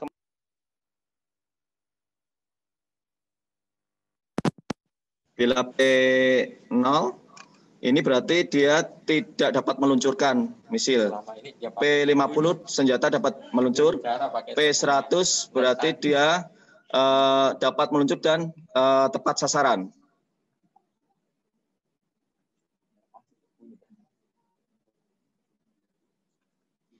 Ini adalah ilustrasi dari lintasan. Ini kita ambil dari lintasan yang tahun lalu. Untuk lintasan untuk 2021 akan kita sesuaikan dengan kondisi venue-nya nanti ya. kemampuan persenjataan tadi, setelah misil lomba kemampuan manuver selesai, kapal akan dilombakan melalui menembak misil dengan remote ke objek yang telah ditargetkan. Ini berupa balon ya, pada di atas permukaan tadi setinggi 0,5 meter dan jarak adalah 2 meter dari ujung lintasan. Di sini menganut peraturan diskualifikasi dan penalti ya. Kalau peserta mangkir tidak mengikuti jadwal kontes yang ditetapkan, ini bagi peserta yang lolos 5 besar tadi ya, akan menimbulkan gangguan terhadap jalannya kontes. Jadi dia dianggap terkena diskualifikasi. Prototipe kapal yang dibuat tidak mengikuti proposal yang diusulkan. Jadi dari prototipe yang diusulkan di proposal tidak sesuai dengan kapal yang dibikin, jadi dia tidak sesuai, akan dilakukan diskualifikasi. Maaf, ini waktu tinggal berapa menit? Masih ya. Setiap tim lomba tadi dari Autonomous, dari IRC, dari FRC atau dari desain itu semua diwajibkan membuat poster ya, yang akan diikutkan dalam lomba poster. Tadi belum disinggung, jadi ini saya singgung bahwa kita diwajibkan untuk membuat poster, dan poster itu akan dilombakan dalam kategori poster. Jadi poster itu ada penilaian orisinalitas, isi poster, visualisasi, dan manfaat. Ini total adalah 100% juga. Terima kasih. Mungkin dari saya untuk kapal IRC cukup sampai di sini. Mungkin nanti kalau ada pertanyaan akan kita jawab di sesi terakhir. Terima kasih. Waktu saya kembalikan ke Bapak Moderator. Ya, baik. Terima kasih atas paparan materinya yang dibawakan Bapak Hartono Yudo.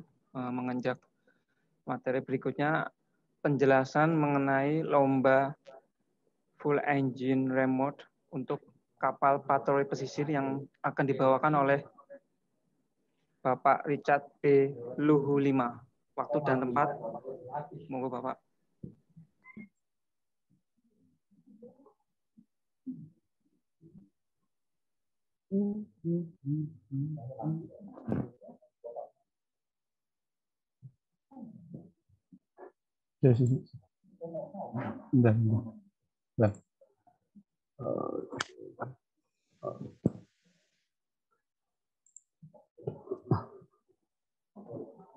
Oke. Selamat pagi, selamat sehat buat kita semua. Assalamualaikum warahmatullahi wabarakatuh. Shalom, salam sejahtera buat kita semua. Terima kasih moderator atas kesempatan yang diberikan kepada saya untuk mempresentasikan prototipe kapal cepat tabar awak, khususnya untuk kapal FERC ya. Pada prinsipnya telah dijelaskan banyak oleh teman-teman yang lebih dulu atau narasumber yang terdahulu. Saya juga mungkin kalau akan menjelaskan lagi mungkin akan tumpang tindih ya. Jadi nanti apa saja yang perlu saya jelaskan saya akan masukkan, selipkan yang belum dijelaskan. Ini merupakan daftar isi daripada presentasi saya, itu mulai ketentuan perlombaan, tahap perlombaan, itu pembuatan dan performa prototipe kapal patroli full engine atau remote control FRC untuk patroli pantai, penilaian lomba desain inovasi kapal patroli pesisir autonomous. Ya. Ini pembuatan dan performa prototipe, saya langsung aja ke kapal patroli pantai ini dengan misinya itu memburu musuh ya. Misi kami dalam perlombaan ini adalah peserta memburu musuh, yaitu peserta membuat model kapal yang dilengkapi piranti lunak, tenaga penggerak motor bakar, dan remote control untuk mengendalikan kapal. Ini syarat utama, harus ada pada kapal yang adik-adik akan desain atau akan ikut dalam perlombaan pada saat ini ya. Yang kedua, model kapal yang dibuatkan diperlombakan performanya untuk menyelesaikan misi lintasan yang telah ditetapkan. Mungkin kalau dalam panduan itu, kalau kapal yang adik-adik akan rancang untuk patroli pantai ini mungkin bisa diadopsi kapal-kapal yang di bawah 24 atau 30 mile ya. Itu kapal-kapal KPLP, kapal polisi, patroli polisi, atau kapal patroli perikanan itu ya, punya Departemen Perikanan. Jadi beda sama dengan kapal patroli lepas pantai atau laut terbuka ya. Ini merupakan ketentuan pembuatan badan dan perlengkapan dan peralatan model kapal. Tadi sudah dijelaskan oleh Pak Moderator, Pak narasumber, Pak Yudo, sudah banyak dan saya mungkin sama saja, tidak terlalu berbeda. Itu yang pertama, bagian utama prototipe kapal cepat FRC terdiri dari ya sama lambung atas, bangunan atas, sistem propulsi dengan kapasitas motor.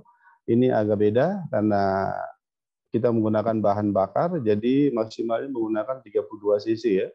Dan remote control dengan frekuensinya 2,4 GHz. Adik-adik tolong diperhatikan supaya jangan sampai ini menjadi satu kendala dalam penilaian nanti. Terutama untuk maksimal pemakaian bahan bakar, maksimal motor bakarnya, dan frekuensi yang digunakan. Yang kedua itu lambung yang digunakan sesuai dengan usulan rancangan kapal peserta. Berarti otomatis yang telah dirancang itu yang harus ditampilkan pada saat performa itu terjadi ya, atau pada perlombaan itu terjadi. Bukan berarti bahwa yang dirancang lain, yang datang lain, otomatis maka akan didiskualifikasi ya. Yang ketiga, setiap tim diwajibkan untuk membuat desain dan prototipe kapal yang dikerjakan oleh tim dan bukan dikerjakan oleh pihak atau lain atau pabrikan. Ini tadi telah dijelaskan oleh Pak Yudo, saya tidak jelaskan lagi ya. Spesifikasi prototipe kapal yang ditentukan minimal mempunyai displacement berat kita untuk FRC itu 5 kg. Itu mungkin penjelasan bahwa ada bisa dapat lihat di lampiran kedua ya, di panduan. Setiap tim diberikan kebebasan dalam mendesain bangunan atas, bebas. Adik-adik mau desain apapun, kami berikan kebebasan. Yang penting visi dan misi daripada kontes ini harus diperhatikan ya, itu memburu musuh. Prototipe kapal sebagai milik sebaiknya memiliki saklar otomatis. Kenapa harus memiliki saklar otomatis? Karena dalam kondisi darurat bisa kapal itu kita matikan dan tidak berdampak untuk yang tidak kita inginkan bersama. Mungkin kapalnya bisa nabrak. Kalau nabrak dinding atau nabrak tepi kolam nggak apa-apa, tapi kalau nabrak orang bisa bahaya. Itu pernah terjadi waktu di Surabaya ya. Akhirnya tim rescue-nya kapalnya bocor karena ditabrak oleh peserta. Yang ketujuh itu setiap konstruksi yang memiliki bentuk yang membahayakan harus diidentifikasi, tutup selama konteks berlangsung. Ini tadi sudah dijelaskan oleh Pak Yudo, saya tidak perlu jelaskan lagi mengingat waktu ya. Prototipe kapal sebaiknya kedap air, oke sudah juga, supaya menghindari air jangan masuk ke dalam ya, untuk merusak mempengaruhi peralatan-peralatan pada kapal adik-adik ya, begitu ya. Nah, prototipe kapal harus yang pernah dikontes pada tahun yang sebelumnya tidak boleh diikut sertakan. Ini hak yang mutlak ya, karena kalau gini namanya plagiat atau ini namanya membuat kesalahan yang sangat besar ya. Nah, jadi ini bisa-bisa kita akan diskualifikasi. Ini mungkin contoh kapal patroli pesisir atau patroli pantai ya. Ini contoh dan ini jadi kapal kontrol ini rute yang coba diilustrasikan ya adik-adik ya, coba dilihat. Itu kapal dikontrol dengan kecepatan penuh, tidak dengan trek yang telah ditentukan di antara bola, lalu diibaratkan ranjau laut ya. Bola tersebut tidak boleh disentuh oleh kapal FSC sebanyak 2 kali. Tracking lintasan belok atau lurus. Ini karena memang kita belum ada lintasan, mungkin kita menggunakan demikian. Jadi ini sebagai ilustrasi adik-adik ya. Dan yang kedua, bahwa setelah selesai menjalankan misi keluar ranjau, selanjutnya kapal diuji dengan kemampuannya untuk menembak misil udara dikontrol dengan remote control pada objek yang diam. Yang tadi Pak Yudo telah katakan bahwa memang nanti akan digantung setinggi 0,5 meter berupa balon, dan adik-adik bisa menguji atau menembakkan sasaran itu yang telah adik-adik siapkan pada kapal adik-adik yang telah adik-adik rancang itu ya. Prototipe persenjataan misil kapal patroli pesisir menggunakan sistem penggerak alkohol atau kompresor. Bisa juga tadi dijelaskan oleh Pak Yudo bahwa memang bisa kalau memang susah mendapatkannya alkohol dan kompresor, mungkin pakai pegas juga bisa. Yang penting bisa bisa melepaskan misilnya, dan mungkin tekniknya untuk harus digunakan sebagai menggunakan remote ya sebagai peluncurnya. Ini penilaian sama juga dengan Pak Yudo tadi. Kalau saya jelasin juga sama, tapi mungkin ya sebagai garis besar saja bahwa untuk pembuatan proposal, semua item yang ada pada tampilan saya ini harus diperhatikan karena ada nilainya ya. Halaman muka, lembaran pengasahan, itu semua ada nilainya. Kalau memang tidak ada, berarti otomatis nilai adik-adik akan kurang, dan biasanya ini yang membuat adik-adik tidak berhasil menjadi masuk dalam ini selanjutnya, yaitu 10 besar, karena memang ini yang banyak yang adik-adik kadang-kadang lupakan. Ini mungkin Bapak pembimbing untuk memperhatikan hal ini supaya bisa mendapatkan hasil yang maksimal dalam pembuatan proposal. Ya. Sama saja dengan yang dengan yang ERC, kita juga sama, FERC juga sama, dan cara penilaiannya juga sama, total nilainya 100, nanti dibagi-bagi, kalau yang tidak ada maka nilainya akan turun ya. Untuk itu diharapkan supaya semua item yang ada pada tampilan ini untuk penilaian proposal harus dilengkapi.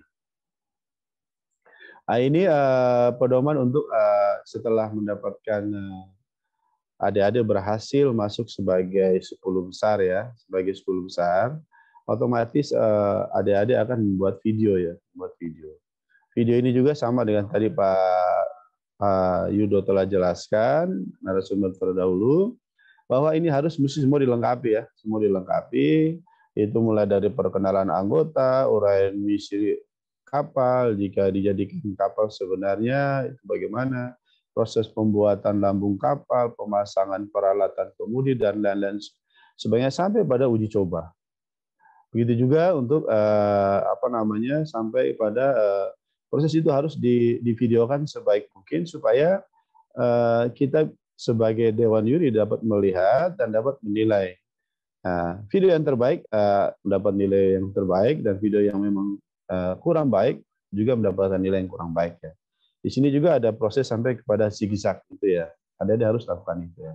Terus laporan analisa dan uji harus juga disiapkan sebagaimana yang telah saya tampilkan pada saat ini, sebagaimana yang telah dijelaskan juga tadi Pak Yudo, banyak. Ada harus mesti siapkan semuanya ya. Jadi semua ini ada punya nilai, pada prinsipnya semuanya punya nilai.